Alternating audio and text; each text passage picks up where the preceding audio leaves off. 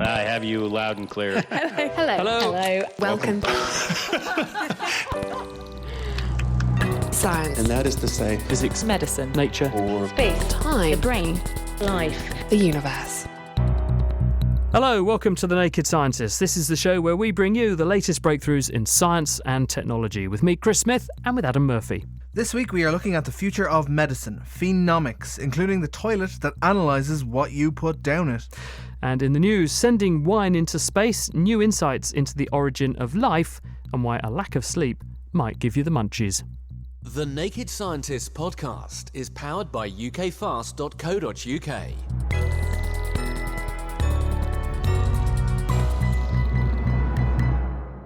Now, first, do you have trouble understanding what others are saying in noisy places? For instance, does this background din make speech much harder to follow? If so, new research out this week might explain why. Researchers in the US have found that high-frequency sounds play a key role in the intelligibility of speech, and if you can't hear them properly, you struggle in noisy places. But these critical frequencies are usually not routinely checked in hearing tests, bizarrely, and perhaps they ought to be, as Adam heard from Cincinnati Children's Hospital, Ohio's Lena Mottlag-Zeder and David Moore. So in a normal audiology exam, they generally check out frequencies between about 250 hertz and either 4,000 or 8,000 hertz, where 250 hertz is low-pitched sound and 4 or 8,000 are very high-pitched. But actually, healthy young people can hear up to 20,000 hertz, 20 kilohertz. Audiologists have tended not to pay attention to that extended high frequency between 8 and 20 kilohertz, partly because most of the energy of sound is at lower frequencies, and we know from everyday experience of using telephones and so forth, we don't actually need to use those extended high frequencies, at least in normal listening conditions. And, Lena, now that we've set the groundwork with David, can you explain to me the experiment you've run? We recruited young adults, more than 60% of them less than 30 years old. And we surprisingly found more than half of them have extended high-frequency hearing loss, which was related to their self-reported difficulty listening to speech in noisy environment. So we first started with a routine audiology test, that is like hearing tests. When you go to visit an audiologist, you send some pure tones with different pitches and intensities, and you ask them to respond to the sound, even if it's soft, to obtain the minimum amount of things that they can hear. And then after that, we use the speech in noise test. We wanted to see if we give access to high-frequency hearings, very high-frequency hearings, how the speech understanding will be for these participants. So surprisingly, when we put the cutoff of the filter, giving access to frequency above 8 kilohertz, the score improved significantly. So it shows that listeners could use these frequencies to understand the speech in noise. And why is it that not having these high frequencies means you can't pick noise out of crowds so well?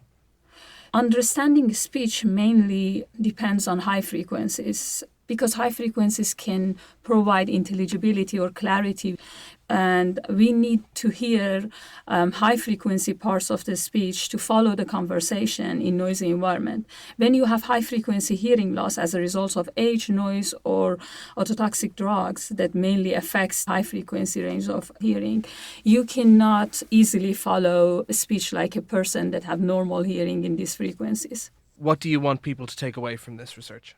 I think this gives us an opportunity for some sort of personalized medicine, because it's important to realize that some people have this problem while others don't. And we can then tailor our intervention, be it protection of hearing or even some new drugs which are coming online to prevent hearing loss, to the people who really need them. That is very good to hear. David Moore and Lena Mottlag-Zeder there. Their work has just been published in the journal PNAS. Now, it's a question that no one ever tires of asking. Where did we all come from, and how did life begin? One theory is that deep sea vents where mineral-rich warm water issues from the planet's interior played a key role. Here, the conditions could have been just right to allow simpler molecules to link up and form the crucial oil-based membranes that enclose cells. Now, nice though that theory was, no one had yet managed to prove that it is indeed possible. Until now, that is, because by recreating conditions very similar to a subsea vent in his lab, UCL's Sean Jordan has made it work, and he told Katie Haler how and why these vents are so critical to the process. So they're really unique in that they're formed with an alkaline fluid, and 4.5 billion years ago, when we think first life would have emerged, you have an acidic ocean, an alkaline fluid inside a vent, and it's almost like a battery. So positive charge on one side, negative on the other, and this provides the energy that would allow you to create the first organic molecules. And then you can go through stages of more complex chemistry. We can concentrate molecules inside of the vents because of their internal structure, and you can form these non-living cells that eventually become living cells. We've thought about hydrothermal vents and origin of life for a little while now. So what was the specific problem you were trying to solve with this study? There are many theories for the origin of life, and alkaline hydrothermal vents have a lot going for them.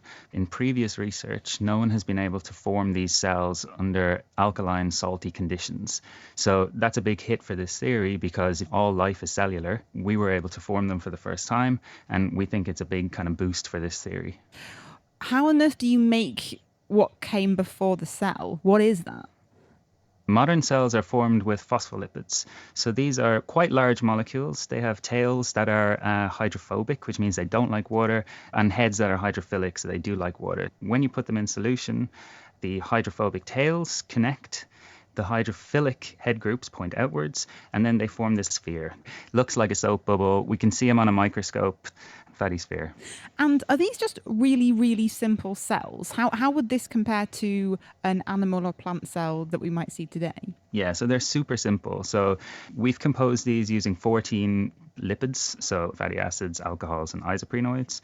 A modern cell would be composed of many different types of phospholipids, so again, larger molecules, but you would also have proteins in there, sterol. So these are all different molecules that would make up a cell membrane. And cell membranes in modern cells, they're completely active in, working with metabolism, allowing things in and out. What these simple cells are like, they're actually quite leaky. So that's good, because when you don't have an active way of passing things across the membrane, if the cell itself is leaky, things can get across without needing to do any work, essentially.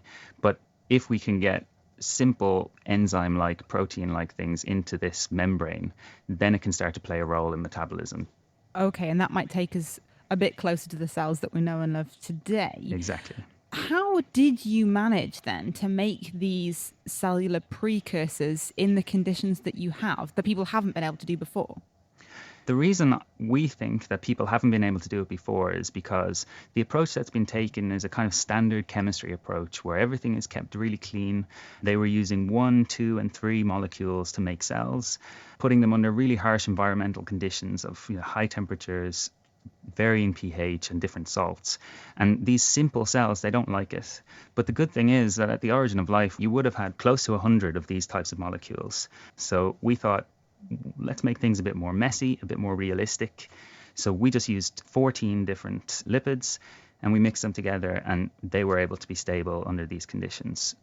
Okay, so you've got a bigger variety of starting components, as it were. Yeah. But what about the actual conditions? Because these vents are hot and they're alkaline and they're salty, right? A lot of people confuse them with these black smoker vents with violent black smoke coming out. They're around 350 degrees. It's much more difficult to try and form any sort of life in those. But what alkaline vents have, you're talking around 50 to 100 degrees. So we used 70 degrees. Seawater concentrations of salts, because that's the best approximation we can have for what the ocean would have been like back then. And then the alkalinity up around pH 11, pH 12 we've used. That's representative again of the fluids on the inside. Now, without getting too philosophical, these precursors aren't actually alive, right? Yeah, they're absolutely not alive. What does being able to do this process tell us about how life may have started in the first place? All we can do is think about what life requires. Even that in itself is a controversial topic, so lots of people don't agree on what's alive and what's not. But we can take simple things like DNA, cell membranes, metabolism, and we can try and replicate each of those by themselves in the lab. And then we can start to think about putting these together. If you can get all those components to work under conditions that are representative of your theory, then that lends more weight to the idea that that could have been where life emerged. We'll never know for sure, but we can try our best. Sean Jordan. And Sean speculates that similar vents probably exist on icy bodies like Saturn's moon Enceladus, so primitive cells might be able to form there too. The work he was describing is published in Nature, Ecology and Evolution. Hello, sorry to butt in. Katie here from the Naked Scientists. Did you know we make other naked shows too? The fraction of all humanity who has actually gotten a chance to see their own brain is very tiny, and you are welcomed to that club. So if you enjoy musing over the mind, reflecting on thought, or frankly feel bamboozled by the brain, check out Naked Neuroscience. Well, my face hurts now, so yeah, let's go. It's spicy. Don't go down into the creepy cellar and turn the light on. Exactly. Access the full archive via nakedscientist.com/neuroscience or subscribe to Naked Neuroscience wherever you get your podcasts.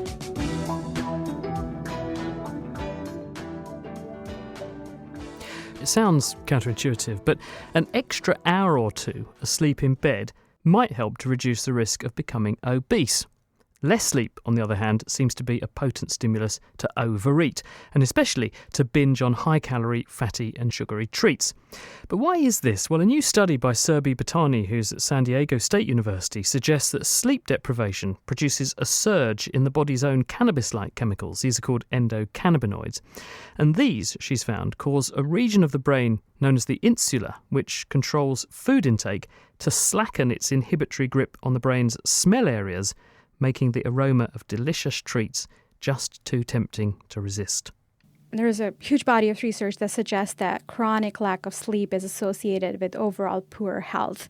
And there is a bunch of data showing that when you do not get enough sleep, you increase your food intake and people become more reactive to unhealthy foods and foods in particular that are high in sugar and fat that we call junk food.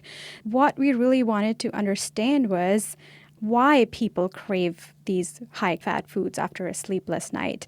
Back in the past, when people first began to flush out this association between not getting enough sleep and then rebound overeating, one speculation was that the hunger hormone ghrelin, which is produced by the stomach and is suppressed by sleep, that goes up. So there's just a rebound overeating to compensate. So is it as simple as that? It's more complicated than just like hunger hormones increasing, because there are a lot of studies showing that people may not really physically feel hungry, but they still go for all those foods that are high in calories. So there has to be a different mechanism where basically it connects your sleep loss with consumption of very high-calorie foods. So your brain or your body saying that I really want a donut or I really want potato chips. So you're saying that there's a switch in terms of food choices, but it's not necessarily just driven by overall increase in hunger. Exactly. And what do you think underpins that then? We definitely think that there are some brain signals that may be playing a role in overeating of not so healthy foods. And past research primarily has shown that sleep deprivation increases certain endocannabinoids. So these endocannabinoids are basically these naturally produced neurotransmitters that bind to some of the receptors in the brain and affect feeding behavior. So they're very similar to cannabis-like compounds that can cause cannabis-related munchies. On the other hand, we also kind of know that sense of smell is also really tightly related to how we choose food items. And in particular, animal studies have shown that these endocannabinoids enhance food intake by increasing the activity of brain areas that process odors. So what we thought was that maybe we can put all of this together and ask if what people choose to eat when they are sleep deprived is related to how the brain responds to food smells. What we found in our study was when people were sleep deprived, so they only slept for 4 hours.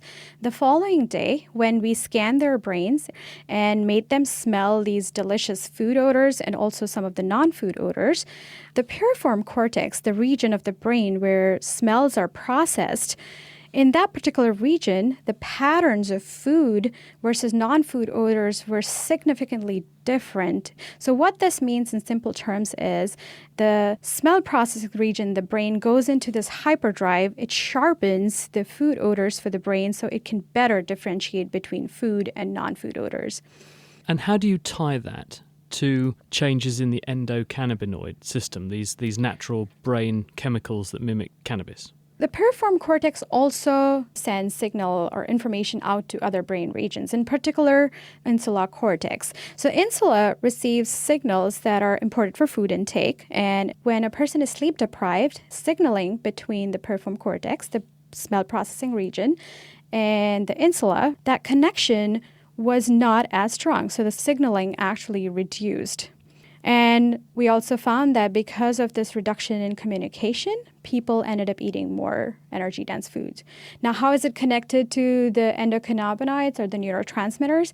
When we did the blood analysis, we saw that people had certain components of this endocannabinoid system very high in the blood, and those people also consumed very high energy density food. So putting all this together, our results suggest that the sleep deprivation really influences this endocannabinoid system, which in turn alters this connection between piriform cortex and insular cortex, and ultimately leads to a shift towards foods which are high in calories. So that's food for thought, isn't it? Surbi Bhatani there, and that fascinating research about why you need to spend an extra hour in bed to lose weight was actually published in the journal eLife. From dinner to drinks now, and the announcement that wine buffs are sending a dozen bottles of wine into space. Now, it's not a Chardonnay or a Riesling Slingshot or a Merlot, it's a dozen bottles of Bordeaux. Now, regrettably for them, the astronauts won't even be allowed to drink it. To find out why on Earth, or perhaps more accurately, not on Earth, you would want to do that, we're joined by scientist and wine expert Claire Bryant. Who's doing this? So the space agency NASA are actually sending the wine into space, and there's a guy from the Bordeaux region who has a close association with them, so they've decided to send a case of Bordeaux into space. Why? That's a very good question, and I'm not sure I have an answer to it. The spiel they're giving us is that it's an experiment where they're retaining one case of the Bordeaux in a perfectly temperature-controlled cellar, and they're sending the other case into space to be kept for a year on the space station. That's a case control study. A case control study, where it will be stored at 18 degrees in space. Then they'll bring it back and presumably analyse it. What might happen? This is all based around the ability to age a wine. So wine aging is a really interesting concept where a very good quality wine, and it's only really the good quality wines that will age well, will change in texture, taste, aromas, and these factors happen over time. So a long maturation of wine will eventually end up with a complex, interesting product. So taking it into space, because you're changing the environment, potentially could, I guess, age a wine faster, because everybody would love to know a way of speeding up the wine aging process, because then you can sell a mature wine faster, because one of the things that costs money with a wine that age is actually having to store it until it's ready to drink. One aspect of this is that the wine ends up on the shelf, it's laid down to bottle age. Yeah. Could there be some impact, therefore, of not ending up with... There must be a gradient in the wine where some of the heavier molecules will end up at the bottom, some of the sediment will end up at the bottom. People say it's a mark of a good wine if you get that nice sediment pooling at the bottom of the wine. So it sounds like it's just gratuitous marketing, doesn't it? But do you think there could be some sensible aspect to this? And there might see some interesting chemistry? Yeah, I mean, the sediment that you get is due to the tannins. So part of the aging process with tannins is that eventually they go from being long chains to sort of aggregates of short change, and they then form sort of sediment, and the sediment drops out in the wine. But I think with sending a case for a year in space, the kind of other factors that alter the way a wine ages, as well as temperature, is vibration. There's clearly going to be a vibrational process taking a case into space. But also radiation. So one of the things you do when you store wine is you store it in the dark, because the UV light generates free radicals, and that causes problems. So presumably they're thinking about the effects potentially of gravity or microgravity, different space radiation, and what that might actually do to the way in which the wine ages. Because there have been booze cruises into space before, haven't there? This this isn't a first in that respect. No, it's not. So the Russians, when they went up to the Mir space station, I believe it was called, used to smuggle vodka with them. They'd actually lose weight and tuck the vodka in their suits and then take it with them when they went into space. And the moon landings, they had a tipple as well, didn't they? The moon landings, yeah, they took the communion wine onto the moon with them, and they poured it into the glass, and it kind of climbed its way out of the glass. So would you indulge? Are you worried at all by radiation or irradiated wine? Well, so interestingly, there was a really interesting presentation done by somebody at the Royal Society of Chemistry, and they actually talked about the effects of radiation and what it does to wine aging. And the problem is that actually, instead of not actually improving the wine, it can actually make it worse because it can generate a bunch of volatile sulfurs, and that gives it a nasty smell. So I'm not so sure that this is such a good idea. Well, keep drinking down here on Earth, Claire. Thanks very much. This is Claire Bryant. And lots of people got engaged with this one on Twitter as well. So, Adam, we can see your Riesling-shot, your Merlot and your Chardonnay, and raise you one Mercury Riesling. I like this one as well. That was from Darren Phillips. We've also got from Jovember, at Joe Brody on Twitter, says Pinot Noir bit. I think she means Noir bit. I like that one. And Carl Legg, Beetle Juice. I like that one. I think that's my favourite. Now, if you've ever left a box of cereal neglected in your cupboard for months, you'll know that it takes a long time to go off. But will it last 3,000 years? It turns out that the answer is yes, or at least well enough to still read its genes, as scientists have just discovered using grain harvested more than 3 millennia ago. Phil Sansom. This all started with an expedition to Egypt in the 1920s. There, English archaeologists uncovered some tiny grains of emmer wheat, exquisitely preserved. This was one of the first wheats that were domesticated in the Near East around 10,000 years ago. The grains then moved to London to the Petrie Museum of Egyptian Archaeology. They sat there for 100 years until a scientist from UCL saw them featured on a BBC documentary. He and his colleagues got permission from the museum to try something new, carbon date the wheat, and then analyze its DNA. We sequenced its genome of this 3,000-year-old sample from Egypt.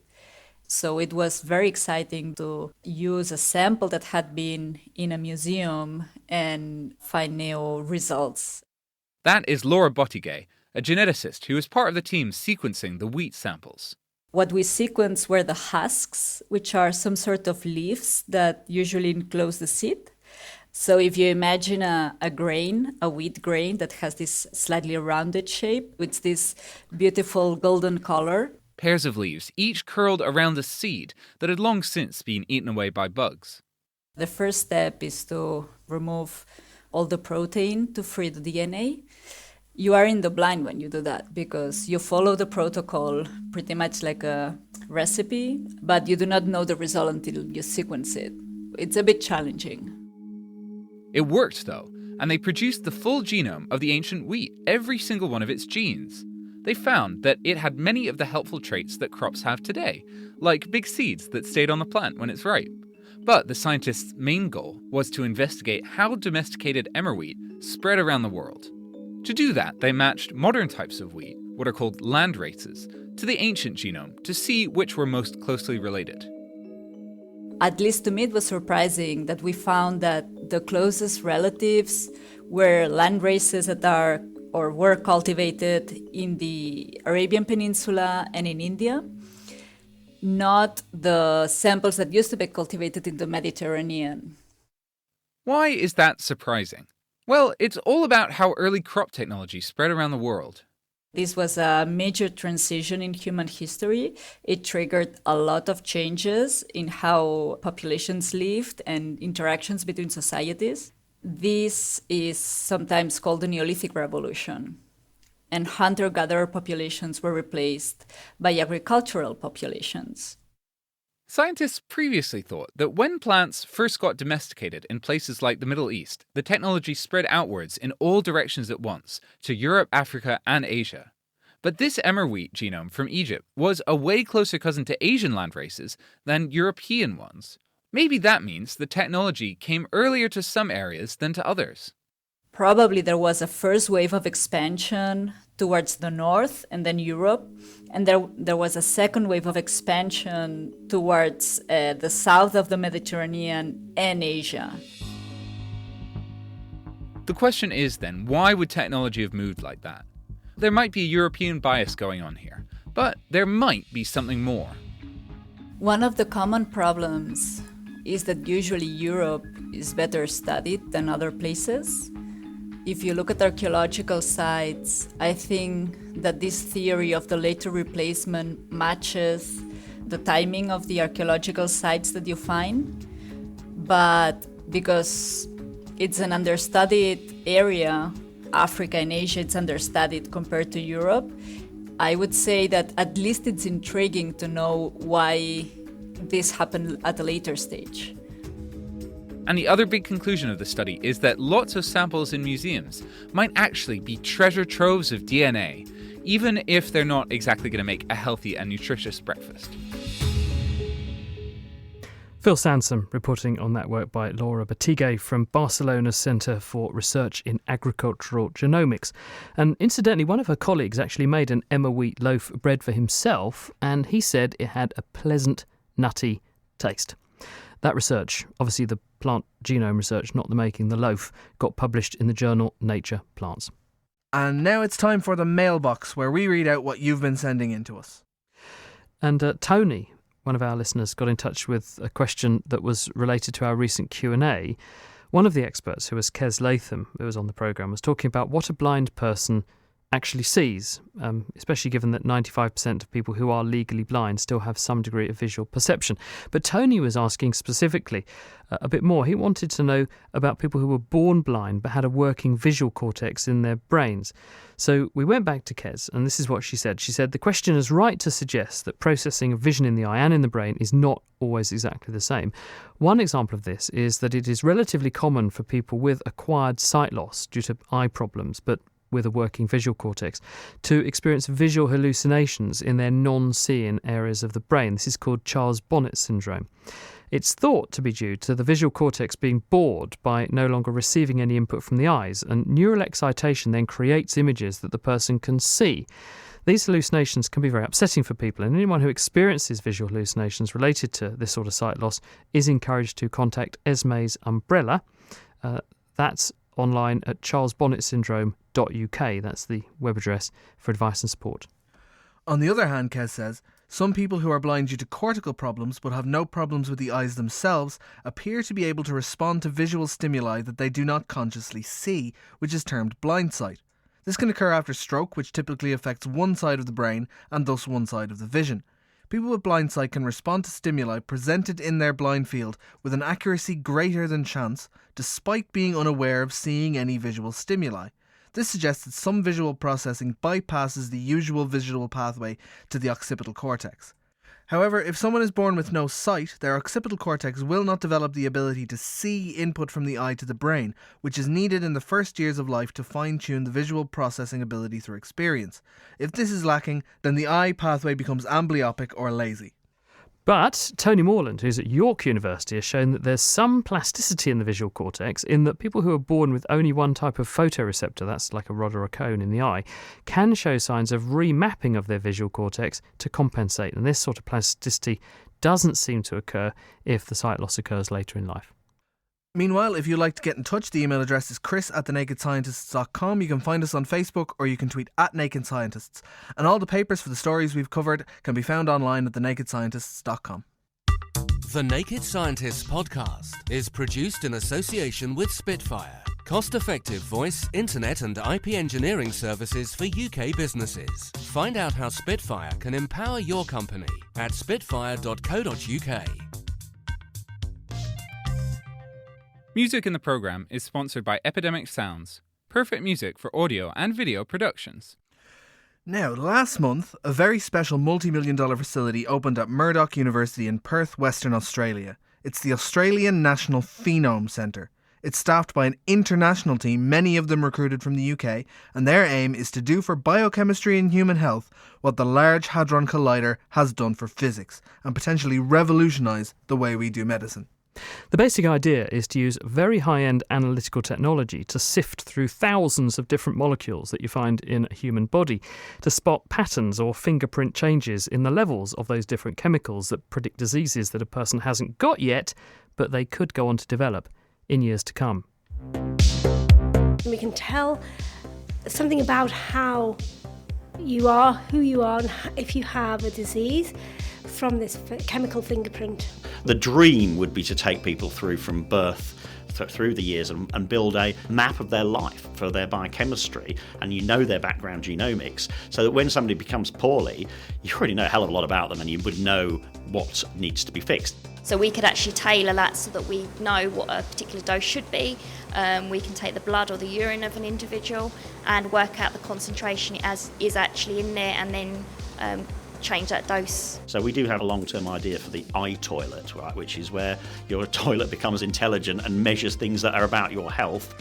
Imagine a world where your toilet can tell if you're not totally well, where it can tell your fridge exactly what kind of foods would put you back on the right path. A world where a quick breath sample could measure how much of a drug you actually needed, or even detect diseases before they've had a chance to really hurt you. That's the world that could be opened up by Phenomics, detecting disease through the hundreds of thousands of molecules in your body. But how can a field like this even work? Sam Virtue from the University of Cambridge talked me through how diseases can change you. It's important to realise that virtually every disease we now look at will have some component of metabolism to it. Metabolism is basically all of the biochemical processes that go on in our body to enable us to both live and grow. So we can think about very basically when we eat a meal, there will be a whole series of biochemical processes that will go on. The food that we get into our body will be broken down and then rebuilt up into the molecules our body needs. So almost all diseases will lead to alterations in how the body processes nutrients, how it stores nutrients. And therefore, depending on how these nutrients change, we will be able to detect different metabolites. A metabolite is a breakdown product of a nutrient. So we could say a metabolite of glucose, we could say the ultimate one maybe is carbon dioxide and water if we oxidize it. But there are lots of bits in between going from a glucose molecule to the carbon dioxide and water that comes out in our breath. And if we have diseases that impact on metabolism, we'll be able to detect different molecules, and those can be detected in blood, some can be detected in sweat, in urine, and also in breath. So why does this field lay ahead of us now? Why are we now talking about smart toilets? Well, the Australian National Phenome Centre has recently opened, planning to analyse the chemicals in the bodies of millions of Australians. Chris jetted out there and got a tour of the facility and spoke to one of the people behind the whole thing, Jeremy Nicholson. The work that we're going to do here will be measuring fundamental metabolic properties of humans, both in the general population and those who are patients.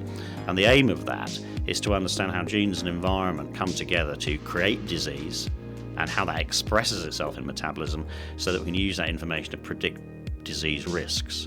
And furthermore, when you have that sort of analytical capability to measure details, one can also use that to monitor therapeutic interventions in clinical situations to see if somebody is getting metabolically well or getting worse or nothing's happening during the what we call the patient journey. And we can use that type of monitoring and approach to optimize therapies and to see what basically works for what people. So it's a personalized healthcare approach.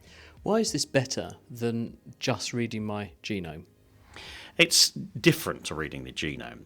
The genome tells quite a lot potentially about future disease risks, but it also tells you about particular defects related to different subtypes of disease. But most diseases have a huge environmental influence. Whether you get a disease or not will be partly dependent on genes and partly dependent on how you have your lifestyle, whether you exercise, what you eat. And the vast majority of common disease is related to gene-environment interaction. So genes are not enough to stratify patients on their own. And also, when you're looking at genomics, that's very good for classifying certain types of patients before you start the hospital journey, but your genome does not change during the hospital journey, whereas your phenome, your metabolism, physiology does. And you can therefore use that output as a representation of the success or not of the therapy. What's the strategy you're using here to actually establish the phenome of the average human in Western Australia? By doing studies, we can try and find out what normality is. I mean, what is normality and what is health? A healthy profile is the target for any therapy. So what we're trying to do is take therapies in patients that are sick and see if they move you in the direction of health that you can actually attribute to particular biochemical pathways. And therefore, you can use that as a metric of responder versus non-responder and how well that therapy is working for that person.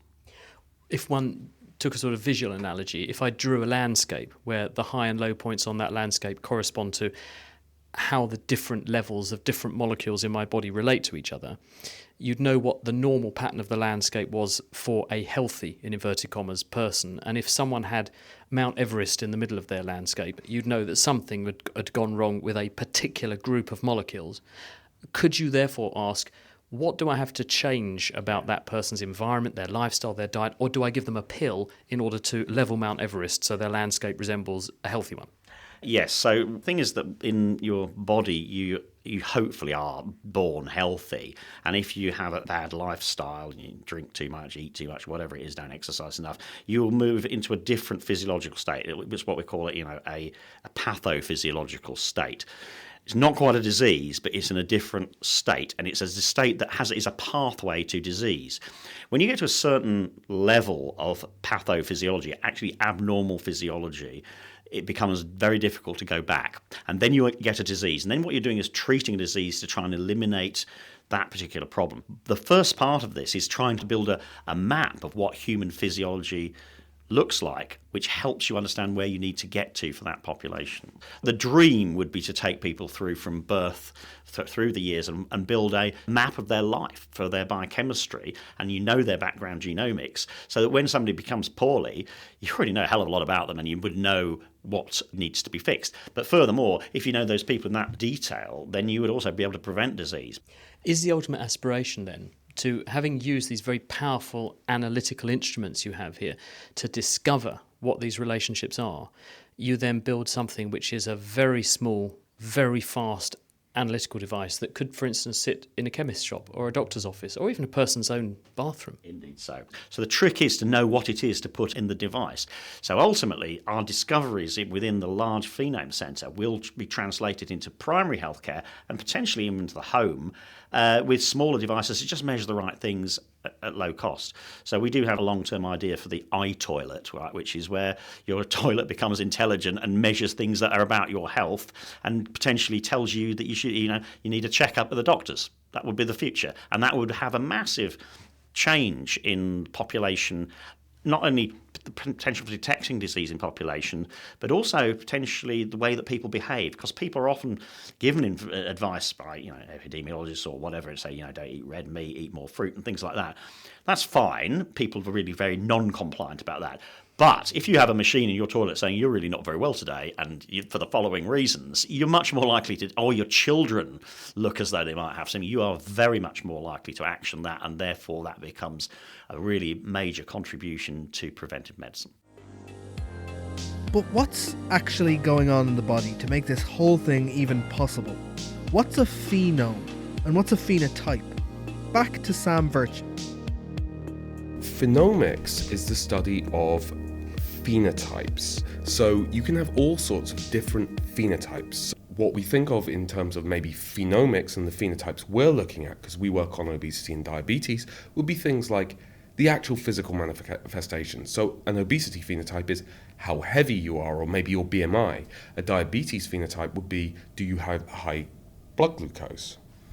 So if we've been kind of understanding at a basic level phenomics and phenotypes for a while now, why is something like this centre in Western Australia such a big deal?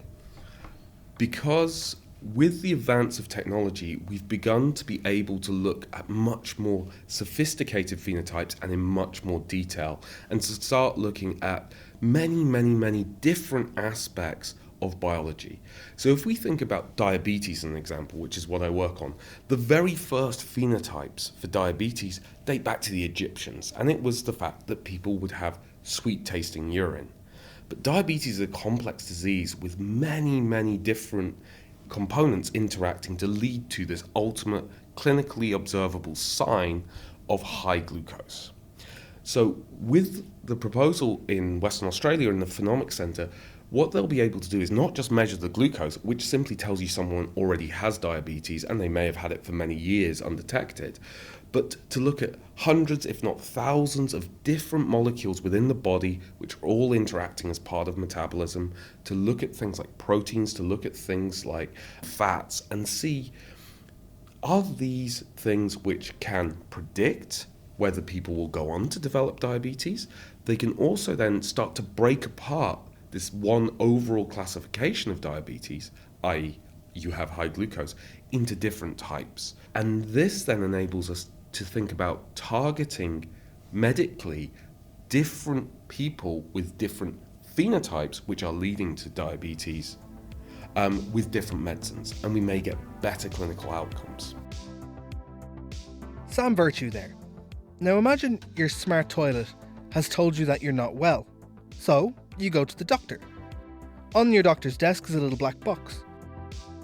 With just a tiny blood sample, every problem you might have is revealed, along with a potential solution. So how will the measurements this little black box makes be made in the first place? Elaine Holmes is an analytical chemist helping to lead the initiative at the new Australian National Phenome Centre. She took Chris through how the samples will be processed in the lab. Here we are in the first stop on our sample journey. What you can see is a room. It's about your average size of a living room, and it's full of large magnets. And these magnets look, if you can imagine, a giant T-urn. So each of these big T-urns contain greater than the whole of the Earth's magnetic field within the can. And so if you think in terms of the big magnets that would pull your car upwards in a scrap heap, this is way, way more powerful than those. And that has the effect of doing what to the sample as it goes down inside the can? Well, the magnetic field is pretty strong, and there are some chemicals, some atoms that have a property we call spin. So they're like little bar magnets and they're spinning. And when you put them into a magnetic field, they start to line up with the field. And if you then shoot some energy in, a radio frequency pulse, it makes these little bar magnets flip. And then as they relax again back to their relaxed position, if you like, they're emitting energy, and you pick this up. And because every chemical has different atoms, they interact with the magnetic field in a slightly different way. And these small differences we can pull apart, and you end up with a series of peaks, which we call our molecular fingerprint. This actually is a very quick technique. If you put your sample in, you can have a spectrum, you can have your fingerprint, if you like, within 5 minutes. So NMR, nuclear magnetic resonance, is a very speedy way to identify lots of molecules in a single sample, and to do it very cheaply. But what sorts of things can the team look for? And what does the output from the machines actually look like? Sam Lodge. So it results via a transformation into something called a spectrum, which has two axes. On the vertical axis will be intensity. So if there's something that's very concentrated, it'll obviously have a high intensity.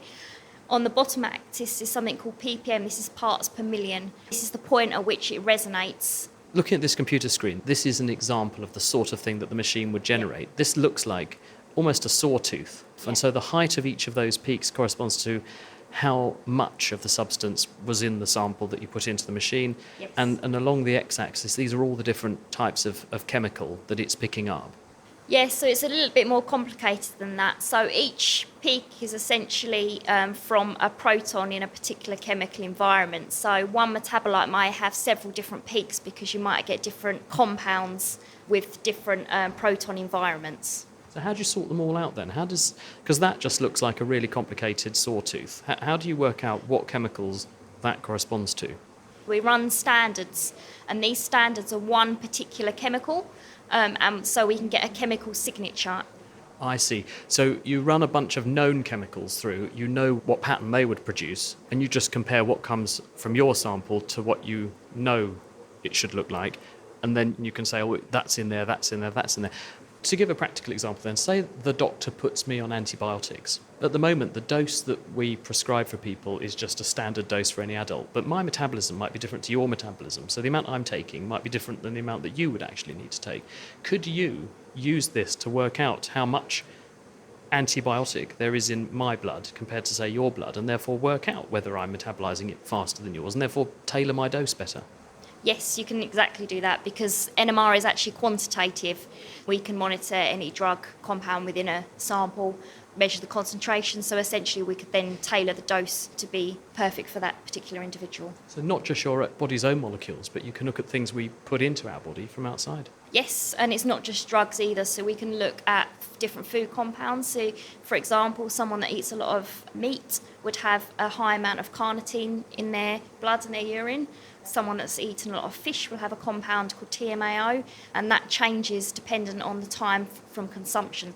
So it's almost like dietary forensics. You can work out whether someone's lying to you. When they say they've eaten certain things, you can work out what they've really eaten and even when they've eaten it. Yes, we can pick up things like alcohol, caffeine, and every food has a different marker which we can identify, so we know exactly what someone's eaten. If you're not actually actively looking for those things, will they nonetheless be present in these readouts so that you could go back and look for them later? If a researcher comes to you and says, well, actually, Sam, I'm doing a study on this substance in the blood, and you happen to have screened 1 million people by then, could you go to your computer and just pull out 1 million people's worth of these traces and look for that particular molecule that's interesting for that researcher? Yes, you can. So the way the data, NMR data, is actually stored is that it's actually very powerful because we can run something now or in 5 years' time and we can overlay them and compare them. Sam Lodge. But what about the things that NMR can't tell you? Like substances present in only tiny amounts. Elaine Holmes again. So now we want to go a little bit deeper into the profile, find out a little bit more about what's in your sample. So we come to the second stage, which is our mass spectrometry laboratory. So this room's a little bit bigger, as you can see, and it's full of 16 different machines. Looks like a big box with a big stick coming out of the box. And these are all a type of mass spectrometer that we use to do screening. So we're trying to look at everything we can in your sample. We don't tell the machine, I want to look at fats, I want to look at sugars. We just put it in and we want to capture everything we can about the sample. Why is this used and why is this different, or what does this do for you that we can't get out of the NMR machines next door? NMR machines are very reliable, so you can measure things very accurately, but it doesn't have the capacity to go to really, really low concentrations. Maybe for other diseases, you want to look at your hormones or things that are present in very tiny concentrations. And this is where mass spectrometry comes into its own. And how do these machines work compared with what the NMR machines do?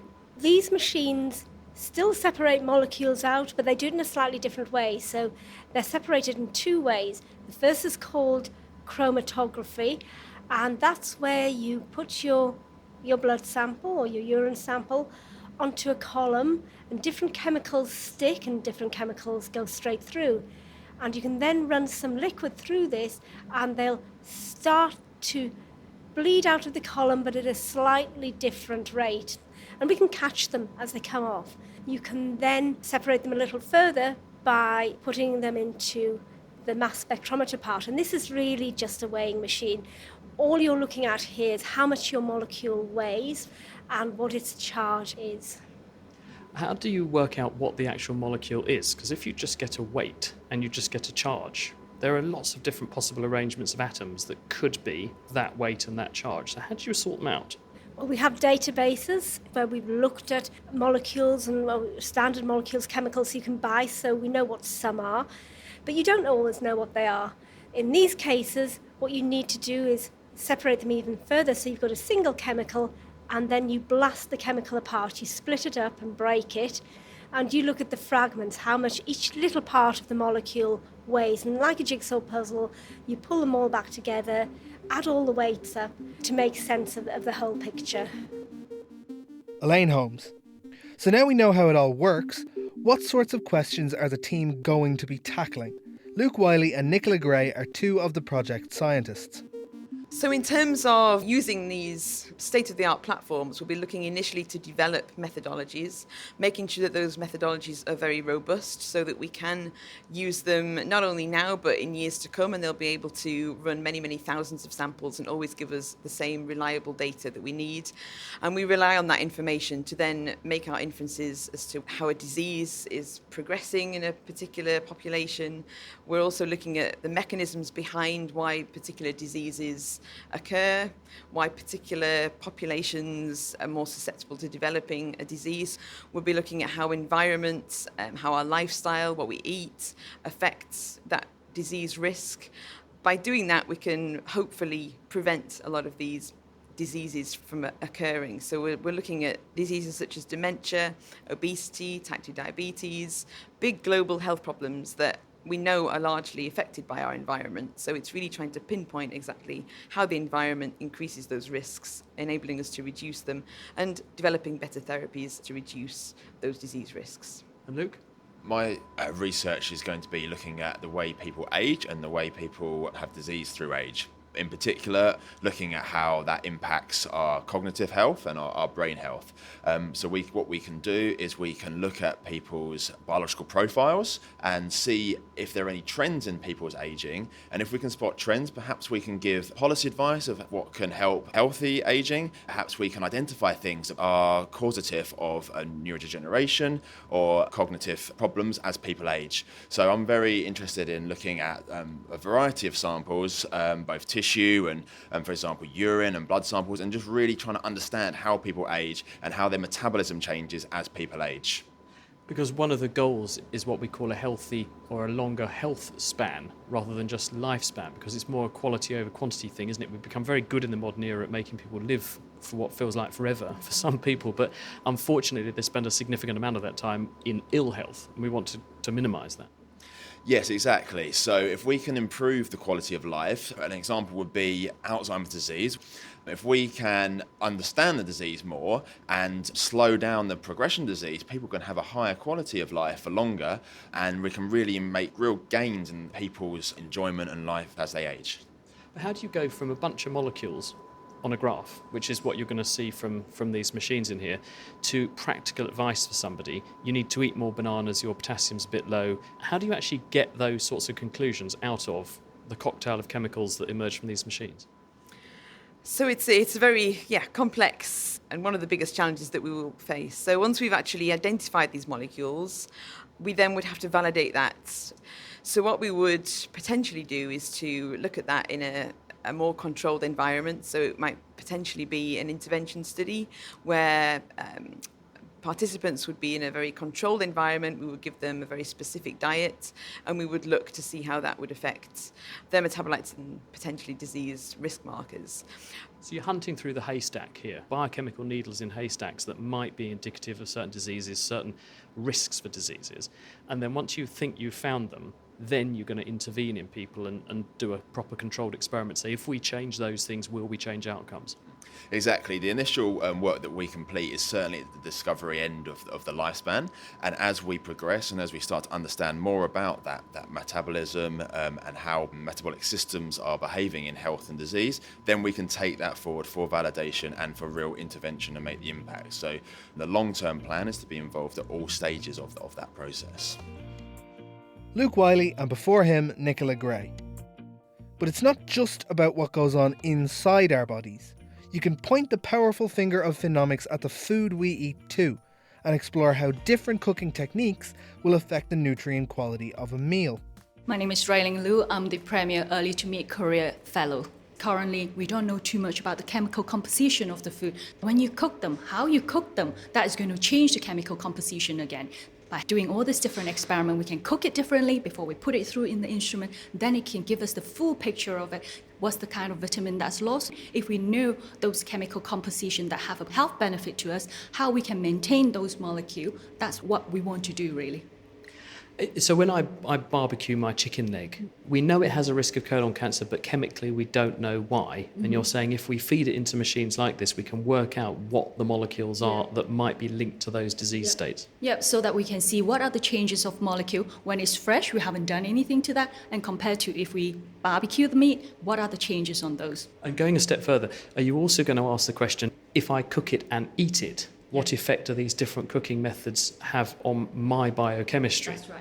So because all of us have a very unique set of gut microbacteria that they all have a specific function. So the way, if I eat this piece of chicken boiled, that's probably better for me because of my gut bacteria compared to somebody else. So that's what we wanted to differentiate so that we can be able to precisely tell you whether you're better off eating a piece of chicken boiled or maybe a piece of fruit because that would be better for them.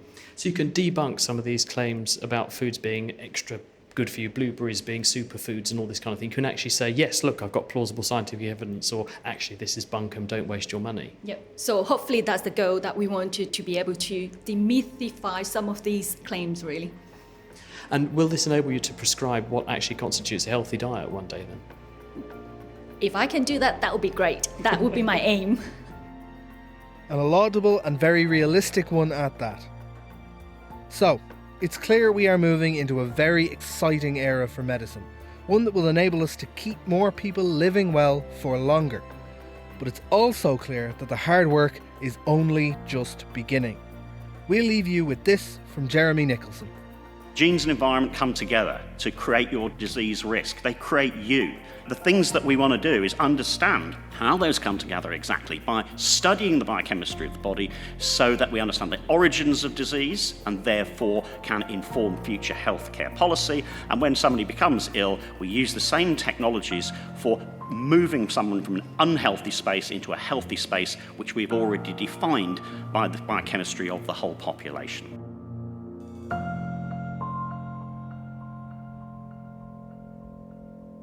Jeremy Nicholson. And there we must leave it. That's it for this week. Thanks to Adam who put the programme together. And do be sure to tune in next time when it's all things custard. Yes, you did hear that correctly. We're taking a deep dive right into desserts. The science of custard coming to The Naked Scientist next week. Any thoughts, comments or feedback in the meantime, you can address those to chris@thenakedscientist.com. Don't forget, we're running our donation drive.